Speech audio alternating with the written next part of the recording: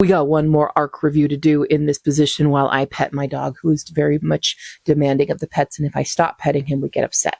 So we're going to talk about The Good Vampire's Guide to Blood and Boyfriends by Jamie D'Amato. This is a debut book.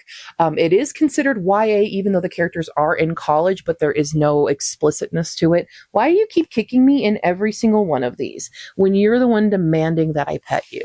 Okay, whatever, dude. So we have Brennan, and we wake up immediately with Brennan figuring out that he's a vampire. And he's like in the library trying to find anything he can about vampirism when he meets Cole, who is the resident cute librarian, essentially, who's like, hey, you should read Twilight. And there was just a consistent joke running about the two of them and even bonding over reading Twilight because Brendan had never read it. And he does read the entire series throughout the book. And it's kind of funny that way. I don't really like when books reference very modern media that is right now, because eventually that will date the book. And it just kind of takes me out of the story usually. So what's going on here? Okay. This is inappropriate positioning. You're on camera, buddy. So Brennan's trying to figure out how to be vampire. How does one for to be vampire?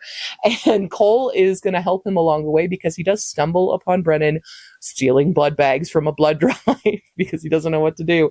And then all the while we do finally meet some other vampires.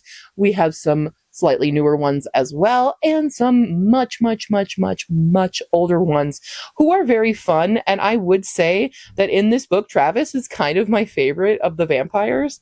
And that might be controversial once you read the whole thing, but he's just a fun character. He's very interesting. This vampire is like 6,000 years old or something. You don't really know because he's been a vampire for so long that even he's like, I don't know how old I am. I'm just here, And he has a vampire dog. There's a vampire dog, and I love the vampire dog, right?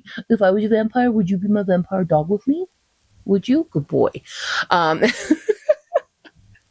It's very fun, and so we kind of go through the relationship. Brennan also has severe anxiety and depression, and it definitely is not cured by his vampirism at all. And so there's a really good relationship building between him and Cole has his own kind of background traumas and stuff I won't spoil for you, but seeing how their relationship still develops in a very human way, despite the fact that Brendan is now a vampire and not really fully grasping that he's a vampire. He ain't dying, and he's got superpowers and stuff now, basically.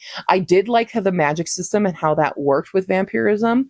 Basically, the more people you kill, the more power you get as a vampire, which I was like, that's kind of cool. That's kind of a way that works with the superpowers and stuff, but you kind of given yourself up a little bit of your humanity up. So Brennan is still very much his human self, just with a little extras.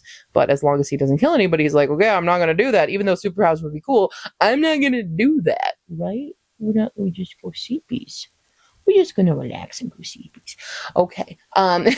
So I really like that. We also have some good friends along the way. Cole has a best friend who I do wish there had been there is a bit of a confrontation between him and his best friend, who tends to be a little overbearing, and kind of Cole tends to be a character that lets other people, he's a caretaker character.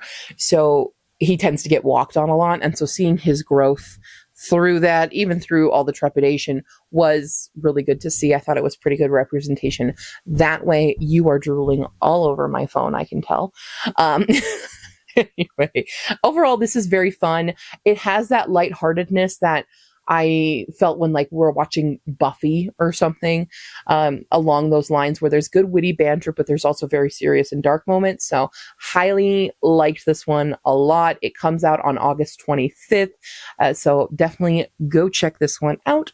If any of that sounds interesting to you, I definitely had a great time while listening to it.